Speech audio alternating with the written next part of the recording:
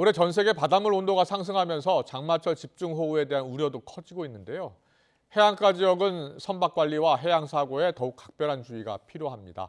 취재기자 연결합니다. 오선열 기자. 네, 전남 목포 북항에 나와 있습니다. 네, 사실상 모레부터 이제 장마가 시작이 되는데요. 매년 이맘때면 집중호우, 태풍 소식에 어미들 걱정이 크시죠? 네, 제 뒤로는 바다에서 육지로 올린 소형 선박들이 있습니다. 이 올 여름 장마와 태풍 내습을 앞두고 안전 상태를 확인하기 위해 점검하는 배들인데요. 제가 있는 이곳 항구에만 1000여 척, 전남 전체로는 2만 7천여 척의 어선이 있습니다. 이 장마철 도풍을 동반한 비가 예보되거나 태풍이 북상할 때마다 어선들은 항구 안쪽이나 육지로 피항합니다.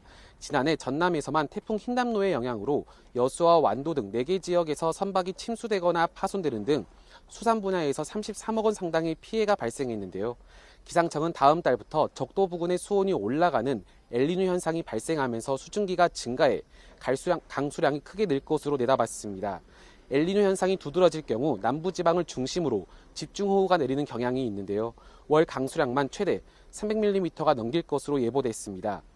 지역 어민들은 선박 사고가 집중되는 장마철이 다가오자 불안감을 드러내기도 했는데요. 직접 들어보시겠습니다. 태풍이 많이 올라오고 그러면 배가 아마 이제 뭐 파손이 있다든지 그러면 그게 제일 걱정되죠. 하고 이렇게 줄 전부 매놓고 이제 사람이 전부 이제 배 선주들이 지키고 있어야죠. 전라남도도 오는 10월까지 여름철 재난안전대책기간을 운영하고 집중호우와 태풍 피해 사전 대비에 나섰습니다.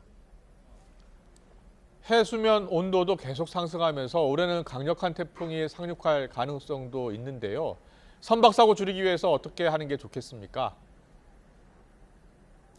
네, 최근 10년 동안 우리나라에 영향을 미친 태풍은 연평균 4건입니다. 하지만 최근 5년으로 좁혀보면 4.8건으로 증가 추세에 있는데요. 해안가 지역은 비바람에 직격탄을 맞기 때문에 선박 관리에 철저한 준비가 필요합니다. 피항할 때 선박끼리 밧줄로 묶는 결박 작업을 2중 3중으로 단단히 해야 하고요. 특히 염도가 높은 바닷물에선 홑줄이 금세 낡아 쉽게 끊길 수 있기 때문에 수시로 점검해야 합니다. 또 오랜 기간 방치된 선박들도 미리 옮겨두고 바람에 날려 피해를 줄 수 있는 그물이나 어구들도 미리 대비해야 합니다. 만조 시기와 겹치면 높은 파도가 덮칠 수 있어 접근을 자제하는 것도 중요합니다.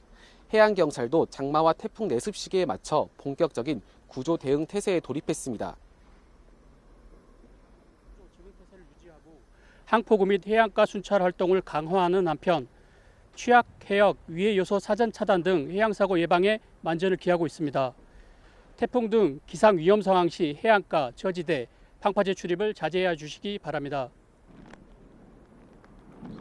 여름철 장마 장기화와 집중호우, 역대급 태풍까지 우려되면서 해양사고를 예방하기 위한 철저한 사전 대비가 필요해 보입니다.